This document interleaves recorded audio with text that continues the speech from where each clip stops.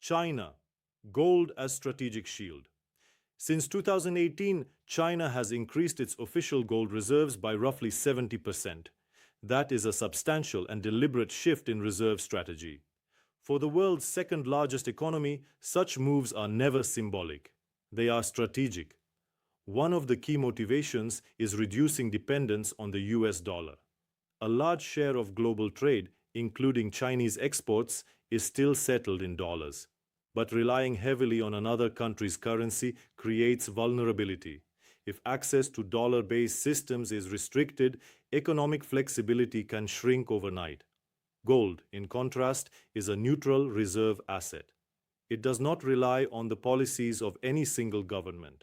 At the same time, internal financial stress, such as the Evergrande crisis and the global example of sanctions on Russia, have reinforced Beijing's caution.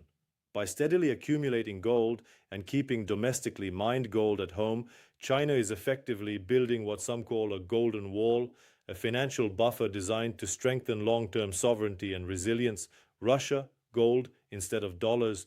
Russia's shift toward gold accelerated after the 2014 sanctions following the annexation of Crimea. At that point, Moscow clearly recognized the risks of holding large amounts of reserves in dollars and euros that could potentially be frozen. Since then, Russia has built its gold reserves to more than 2,300 tons.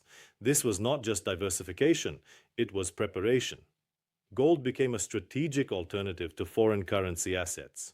When Russia was excluded from parts of the SWIFT system in 2022 and significant reserves were frozen, gold remained one of the few assets fully under domestic control.